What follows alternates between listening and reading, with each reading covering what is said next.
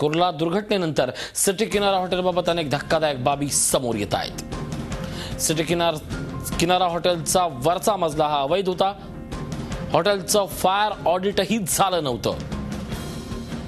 2011 मध्ये हॉटेलवर कारवाई झाली होती।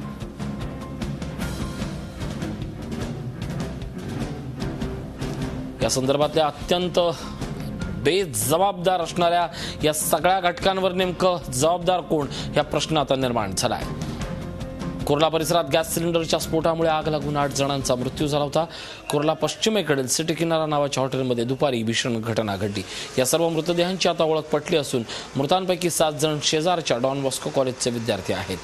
हॉटेल व्यावसायिकाच्या हलगर्जीपणामुळे अपघात झाल्याचा आरोप सपा नेते अबू आझमी यांनी केला आहे। या हॉटेलवर 2011 मध्ये कारवाई करण्यात आली होती। तळमजला अधिक एक मजला असं या हॉटेलचं बांधकाम असून तिथे चायनीज फास्ट फूड तयार केलं जातं, तर वरचा भाग लोकांना जेवणासाठी ठेवलेला होता। गॅस सिलेंडरमधील गॅसची गळती होऊन ही आग लागली असावी असा अंदाज अग्निशमन अधिकाऱ्यांनी व्यक्त केला आहे। या आगीत हॉटेलमधील इलेक्ट्रिक वायर्स, लाकडी फर्निचरही जळून खाक झाले। दरम्यान सिटी किनारा हॉटेलमध्ये आग लागण्याच्या आधीचं सीसीटीव्ही फुटेज आता झी24 तासकडे उपलब्ध झालंय। त्यामध्ये हे डॉन बॉस्कोचे विद्यार्थी अगदी स्पष्ट दिसत आहेत। इतना बड़ा हादसा हुआ, ये फेलियर है कारपोरेशन का, और कारपोरेशन के लोगों की जिम्मेदारी है इस तरह की चेक करना। हमारी मांग है कि इस पर तुरंत बहुत सख्त कार्रवाई होना चाहिए और इस तरह की जितनी चीज़ें सड़क पर चलती हैं इलीगल हैं, हफ्ते दे के चलती हैं, इन चीज़ों पर सरकार को कहीं कार्रवाई करना चाहिए। साथ साथ बच्चों की जान गई है, एजुकेशन कर रहे थे बच्चे, नौजवान बच्चे खाना खाने गए थे बेचारे, वो इससे बुरा हादसा कोई हो नहीं सकता। बहुत दुखी हम लोग इससे।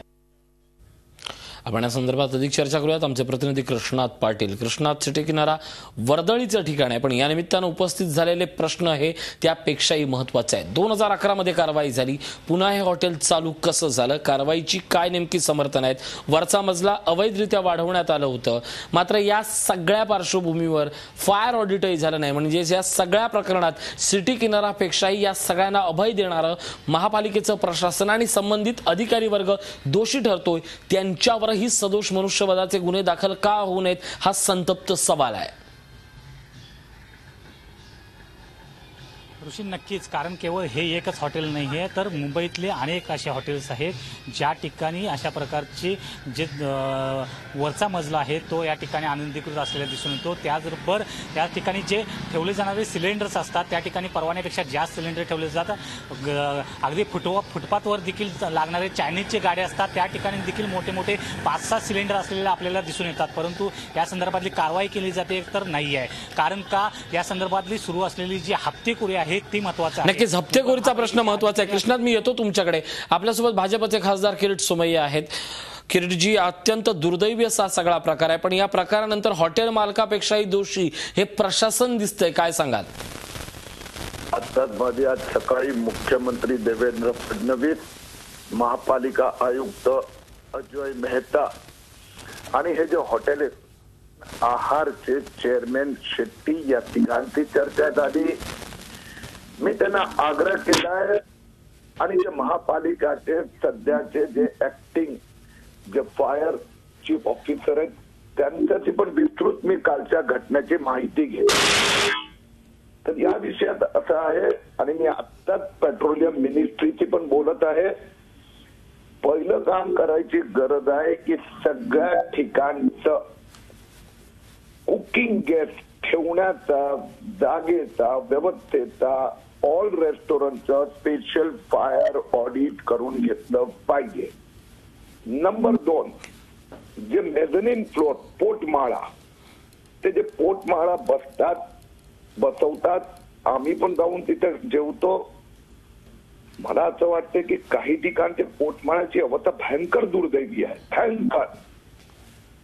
नक्कीच त्याच्यामुळे या हॉटेल मधल्या जे पोटमाळा असेल, जिथे खाण्याची बसायची व्यवस्था असेल, तिथे माणूस आत जाणं बाहेर जाणं आणि तिथलं फायर प्रोटेक्शन सिस्टम या दोन्ही गोष्टीत किरीटजी, या निमित्तानं प्रश्न हा उपस्थित होतोय की आज आपण सकाळीच आहारचे शेट्टी यांच्याशी बोललायत, त्याने आपल्याला काय आश्वासन दिलंय की व्यवस्थित हॉटेल मालकच या सगळ्या बाबतीत बेफिकीर असल्याचं दिसतंय, या पुढे नेमकं ते काळजी घेतील असं आश्वासन दिलंय तुम्हाला? आज दुपारी मला असं वाटतंय, माझ्या माहितीप्रमाणे महापालिका आयुक्त आणि आहारवाले महापालिका आयुक्तांना भेटणार आहे. महापालिका आयुक्त आज सगळ्यात सिनियर ऑफिसरची मीटिंग घेत आहे. आहारवाल्यांना पण बोलवणार आहेत.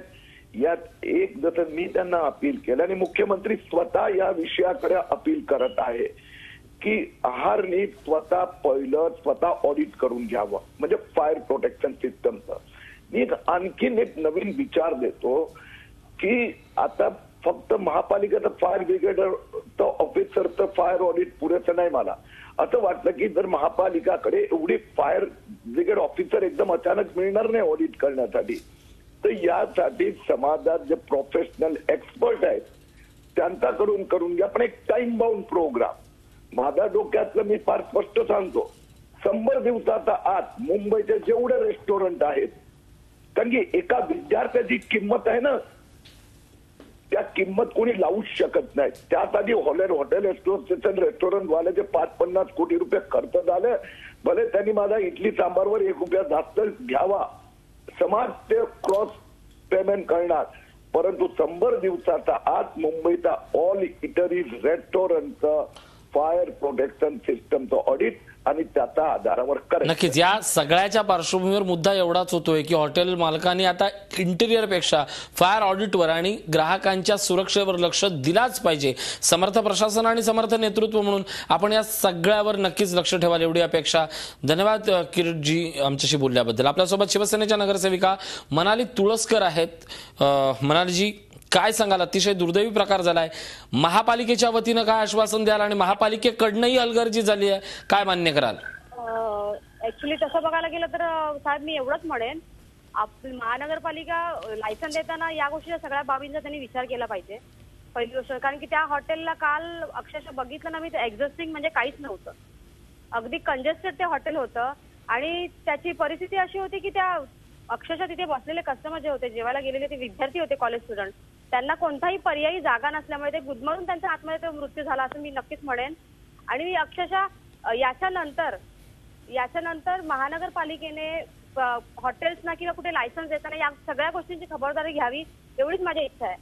नक्कीच महापालिकेनं आणि महापालिकेच्या अधिकाऱ्यानं याची काळजी घेणं हे आता अतिशय गरजेचं बनलेलं आहे. धन्यवाद तुळसकर मॅडम आमच्याशी बोलल्याबद्दल. आपण जेव्हा थेट प्रतिनिधी आमचे कृष्णात पाटील आहेत. कृष्णात, आपण मनाली तुळसकर नगरसेविका आहेत त्यांचं म्हणणं ऐकलं, किरीट सोमय्या यांचं म्हणणं ऐकलं. सगळ्यांनी आता चर्चेची सुरुवात केली आहे, पण केवळ चर्चा नाही, या क्षणी गरज आहे ती ठोस कारवाईची. काय सांगाल?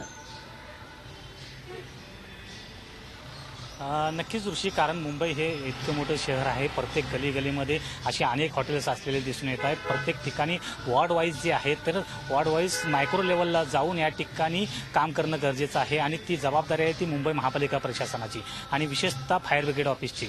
आणि यामुळं हे संपूर्ण काम जे करणं गरजेचं आहे त्यासाठी इच्छाशक्ती असणं गरजेचं आहे. कारण या संदर्भातले जे आर्थिक लागेबंदी आहेत त्यामुळंच अशा प्रकारचे जे हॉटेल्स आहेत आणि इलिगल जे अशा प्रकारे कामं होत आहेत त्याचबरोबर याकडे दुर्लक्षित केलं जातं. यावर कुठेतरी आळा घालणं गरजेचं आहे. यासाठी या इच्छाशक्ती असल्यानंतरच ही कारवाई जी आहे ती होऊ शकते. अजय मेहता यांनी या संदर्भात बैठक बोललेलं आहे. काहीतरी चांगलं आशादायी घडेल असं वाटतं. अधिकाऱ्यांना केवळ आदेश देऊन चालणार नाही, त्या संदर्भातली जी कारवाई आहे ती होणं गरजेचं आहे. ऋषी, नक्कीच काल या सगळ्या प्रकारानंतर डॉन बॉस्कोवर शोककळा पसरलेली आहे कृष्णात. पण या निमित्तानं आपण आवाहन करूया समस्त नागरिकांना की त्यांनी स्थानिक लोकप्रतिनिधींना असे जर प्रकार कुठे घडत असतील तर एक जबाबदार नागरिक म्हणून हे प्रकार महापालिकेनं आणि स्थानिक लोकप्रतिनिधींना कळवून द्यावे, जेणेकरून अशा प्रकारचे प्रकार भविष्यात घडणार नाहीत. धन्यवाद कृष्णा त्या महत्त्वाच्या माहितीबद्दल. झी 24 तास रहा एक पाऊल पुढे.